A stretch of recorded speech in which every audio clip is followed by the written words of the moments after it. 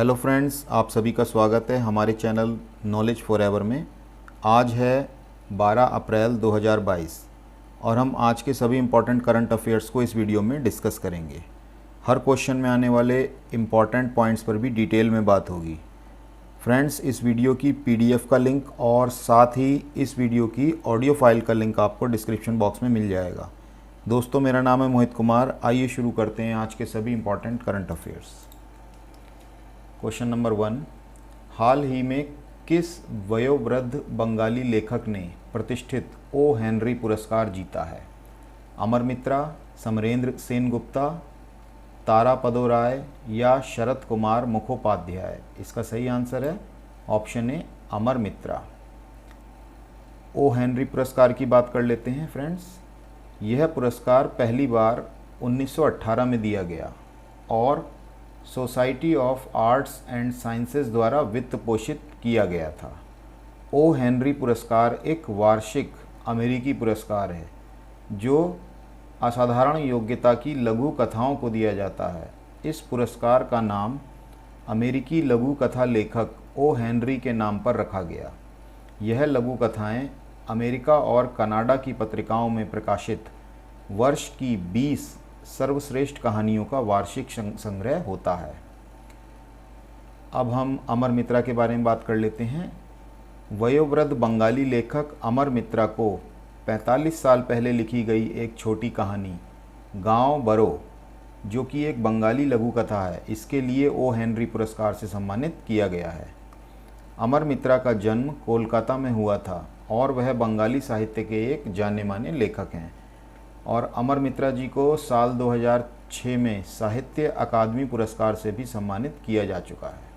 अगला क्वेश्चन, किस राज्य ने हाल ही में 1064 भ्रष्टाचार विरोधी मोबाइल ऐप लॉन्च किया है? कर्नाटक, राजस्थान, उत्तराखंड या पंजाब? इसका सही आंसर है ऑप्शन सी, उत्तराखंड।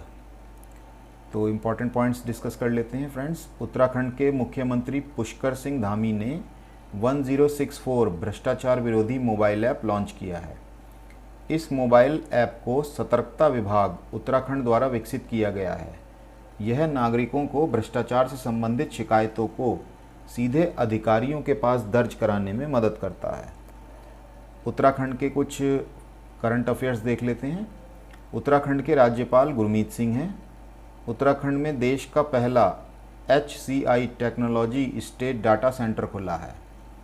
उत्तराखंड आपदा रिकवरी परियोजना के अंतर्गत भारत और विश्व बैंक ने ऋण समझौते पर हस्ताक्षर किए हैं और उत्तराखंड द्वारा हाल ही में हिम प्रहरी नामक योजना शुरू की गई है और प्रधानमंत्री मोदी ने नमामि गंगे मिशन के तहत उत्तराखंड में 6 परियोजनाएं शुरू की हैं।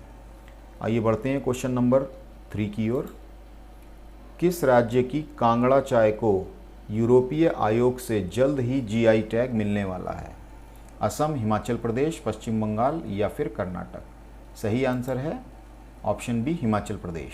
महत्वपूर्ण बिंदु फ्रेंड्स, हम यहाँ पे देख लेते हैं कि हमारे भारतवर्ष में चाय के उत्पादन में कौन कौन से राज्य हैं जो नंबर 1, नंबर 2 आदि पर हैं। तो पहला स्थान है असम का और असम में कामरूप, गोलपारा, शिवसागर और कछार, ये 4 स्थान हैं जहाँ से चाय का बहुत ज़्यादा उत्पादन होता है। और फ्रेंड्स, असम से ही पूरे भारतवर्ष का लगभग 53% चाय असम से ही आती है।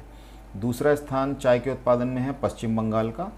तो पश्चिम बंगाल में दार्जिलिंग है, जलपाईगुड़ी और कूच बिहार, ये 3 क्षेत्र हैं जहाँ से चाय का उत्पादन अधिकतम आता है। तीसरा स्थान तमिलनाडु का है और फ्रेंड्स चौथा स्थान है केरल का। अब हम देश के आधार पर बात करें अगर, तो चीन के बाद भारत चाय का दूसरा सबसे बड़ा उत्पादक देश है। यह GI टैग जो मिला है कांगड़ा चाय को, वो हिमाचल प्रदेश की कांगड़ा चाय को यूरोपीय बाजार में प्रवेश करने का अवसर प्रदान करेगा। 2005 में हिमाचल की कांगड़ा चाय को भारतीय GI टैग भी मिल चुका है। क्वेश्चन नंबर 4, निम्न में से किसने हाल ही में तकनीकी सहयोग के लिए इसरो के साथ समझौता किया है?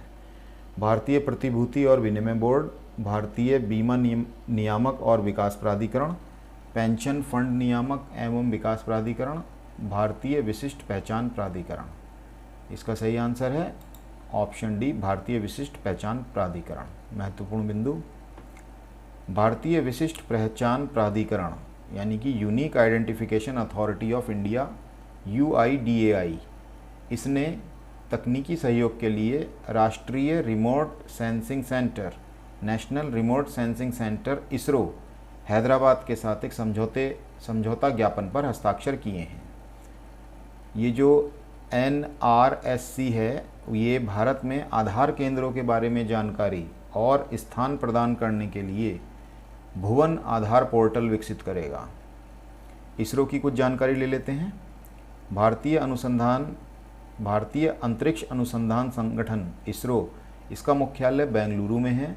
इसकी स्थापना 15 अगस्त 1969 को हुई थी।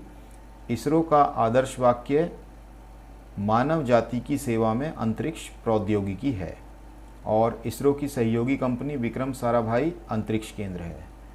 ISRO के जो वर्तमान निदेशक हैं वो हैं friends S Somnath. Next question, Thailand open boxing tournament 2022 में भारत ने कितने स्वर्ण पदक जीते हैं? 2, 5, 3 या फिर 4 स्वर्ण पदक? इसका सही उत्तर है ऑप्शन सी, भारत ने 3 स्वर्ण पदक जीते हैं। तो भारत की ओर से स्वर्ण पदक जीतने वालों में कौन कौन है? गोविंद साहनी, अनंत प्रहलाद चोपड़े और सुमित, इन तीनों लोगों ने गोल्ड मेडल्स जीते हैं। और थाईलैंड ओपन बॉक्सिंग टूर्नामेंट 2022 का आयोजन जो हुआ है वो थाईलैंड के फुकेत में हुआ है। भारत ने कुल मिलाकर 10 पदक जीते हैं, जिसमें से 3 स्वर्ण, 4 रजत और 3 कांस्य पदक हैं। स्वर्ण पदक जो विजेता रहे उनको 2000 अमेरिकी डॉलर, रजत पदक विजेता को 1000 अमेरिकी डॉलर तथा कांस्य पदक विजेता को 500 अमेरिकी डॉलर का पुरस्कार दिया गया है। और फ्रेंड्स, इस टूर्नामेंट में एशिया, यूरोप, ओशिनिया और अफ्रीका के कुल मिलाकर 74 पुरुष खिलाड़ी और 56 महिला खिलाड़ियों सहित कुल मिलाकर 130 शीर्ष मुक्केबाजों ने भाग लिया। क्वेश्चन नंबर 6, हाल ही में निम्न में से किस भारतीय रेलवे ने एक स्टेशन एक उत्पाद पहल शुरू की है? दक्षिण मध्य रेलवे, दक्षिण पूर्वी रेलवे, मध्य रेलवे या फिर पूर्वी रेलवे? इसका सही उत्तर है ऑप्शन ए, दक्षिण मध्य रेलवे। महत्वपूर्ण बिंदु, दक्षिण मध्य रेलवे ने अपने 6 मंडलों के 6 मुख्य स्टेशनों पर एक स्टेशन एक उत्पाद अभियान शुरू किया है और इस अभियान की शुरुआत जो है वो सिकंदराबाद से हुई है, जहां पर स्टॉल खोले गए हैं। इसके अलावा विजयवाड़ा, गुंटूर और औरंगाबाद के अलावा काचीगुड़ा में भी स्टॉल लगाए गए हैं। इस कार्यक्रम का उद्देश्य रेलवे स्टेशनों पर स्वदेशी और स्थानीय उत्पादों की बिक्री और प्रचार को बढ़ावा देना है। सिकंदराबाद स्टेशन पर हैदराबाद की चूड़ियाँ और काचीगुड़ा स्टेशन पर पोचमपल्ली वस्तुओं को बढ़ावा दिया जाएगा। अगला प्रश्न, हाल ही में मानव तस्करी विरोधी प्रकोष्ठ का शुभारंभ किस भारतीय आयोग ने किया है? राष्ट्रीय महिला आयोग, राष्ट्रीय मानवाधिकार आयोग, राज्य पुनर्गठन आयोग या फिर राष्ट्रीय पुलिस आयोग? इसका सही उत्तर है राष्ट्रीय महिला आयोग। तो ये जो मानव तस्करी विरोधी प्रकोष्ठ का शुभारंभ हुआ है ये किस लिए हुआ है? ताकि ये जो तस्करी के मामले हैं इनसे प्रभावी तरीकों से निपटने में सुधार हो और मानव तस्करी रोधी इकाइयों के क्षमता निर्माण एवं प्रशिक्षण में भी वृद्धि हो। यह प्रकोष्ठ मानव तस्करी से बचाए गए लोगों के जीवन के पुनर्निर्माण में मदद करेगा और महिलाओं एवं लड़कियों के बीच जागरूकता भी बढ़ाएगा। राष्ट्रीय महिला आयोग NCW भारतीय संसद द्वारा 1990 में पारित अधिनियम के तहत 31 जनवरी 1992 में एक संवैधानिक निकाय है। यह एक ऐसी इकाई है जो शिकायत के आधार पर महिलाओं के संवैधानिक हितों की रक्षा के लिए कानूनी उपायों को लागू कराती है। और NCW की जो पहली प्रमुख थी वो थी सुश्री जयंती पटनायक और वर्तमान में सुश्री रेखा शर्मा राष्ट्रीय महिला आयोग की अध्यक्ष हैं। इन्होंने अपना पदभार 7 अगस्त 2018 को ग्रहण किया था। क्वेश्चन नंबर 8, विकास और शांति हेतु अंतर्राष्ट्रीय खेल दिवस IDSDP कब मनाया जाता है? 8 अप्रैल को, 7 अप्रैल को, 5 अप्रैल को या फिर 6 अप्रैल को? इसका सही आंसर है फ्रेंड्स ऑप्शन डी 6 अप्रैल। इम्पॉर्टेंट पॉइंट्स, संयुक्त राष्ट्र संघ ने 2014 में 6 अप्रैल को राष्ट्रीय खेल दिवस घोषित किया था। आधुनिक ओलंपिक खेलों के जनक फ्रांसीसी इतिहासकार पियरे फ्रेडे बैरोन डी कुबर्टिन, इनके प्रयास से 6 अप्रैल 1896 को एथेंस में पहला आधुनिक ओलंपिक खेल शुरू हुआ था। 6 अप्रैल को अंतर्राष्ट्रीय खेल दिवस घोषित करने के पीछे मुख्य उद्देश्य क्या था? मुख्य उद्देश्य ये था कि संपूर्ण विश्व में खेलों के माध्यम से विकास और शांति बनी रहे। क्वेश्चन नंबर 9, हाल ही में सेबी के अध्यक्ष माधवी पुरी बुच द्वारा नवाचारों को बढ़ावा देने के लिए लॉन्च आइडियाथॉन का नाम क्या है? चिंतन, मंथन, मनन या अध्ययन? इसका सही जवाब है ऑप्शन बी मंथन।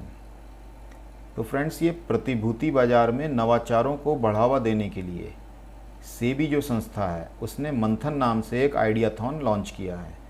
मंथन आइडियाथॉन भारत के सभी हिस्सों में व्यक्तियों को सस्ती कीमत पर अनुरूप समाधान देने के लिए प्रतिभूति बाजार में प्रौद्योगिकी का उपयोग करने के लिए एक बेहतरीन अवसर देगा।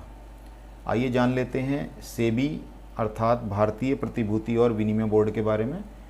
सेबी जो है वो भारत में प्रतिभूति और वित्त का नियामक बोर्ड है। इसकी स्थापना 12 अप्रैल 1988 में हुई तथा सेबी अधिनियम 1992 के तहत वैधानिक मान्यता जो है वो 30 जनवरी 1992 को प्राप्त हुई थी।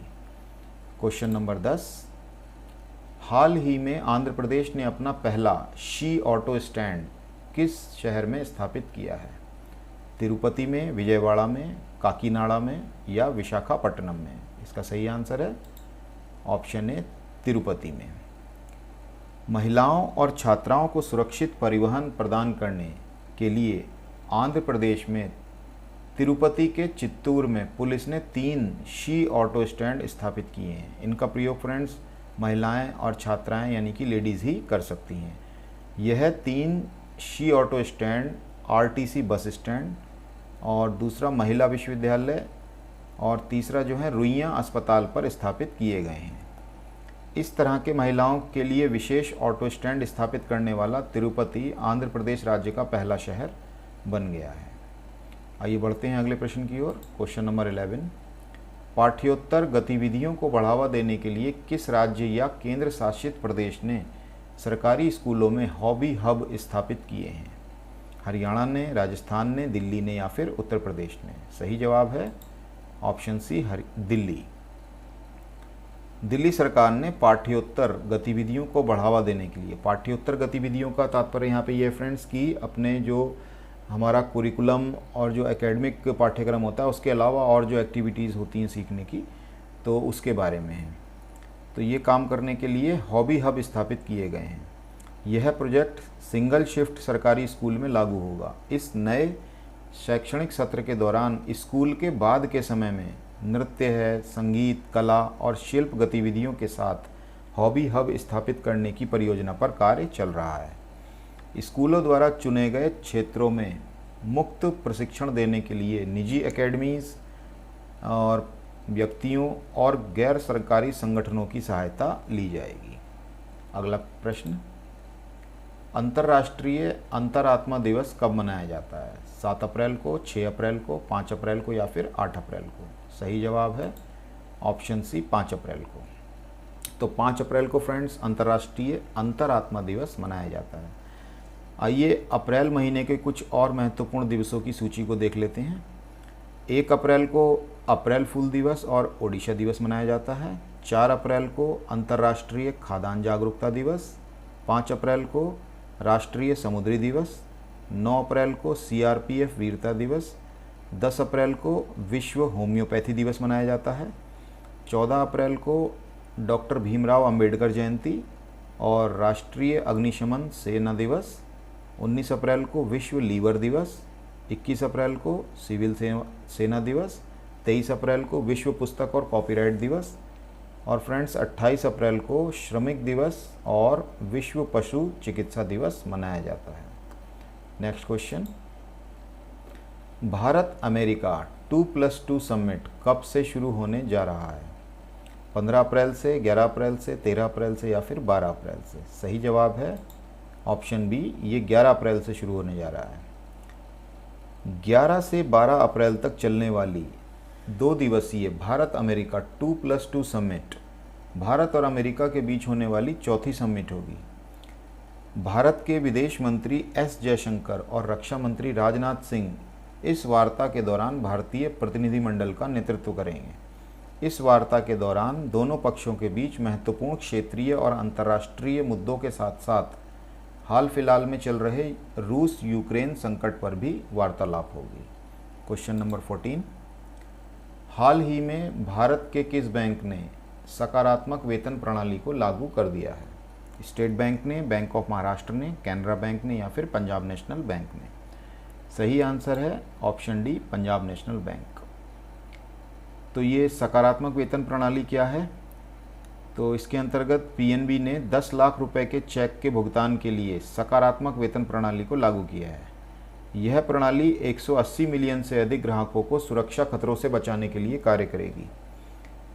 पीएनबी पहले ही पॉजिटिव पे सिस्टम को अनिवार्य बनाने की घोषणा कर चुका है, जिस प्रणाली के तहत चेक जारीकर्ता के साथ उन्हें पुष्टि के बाद पीपीएस का उपयोग करके 10 लाख रुपए या उससे अधिक मूल्य के चेकों को मंजूरी दे दी जाएगी।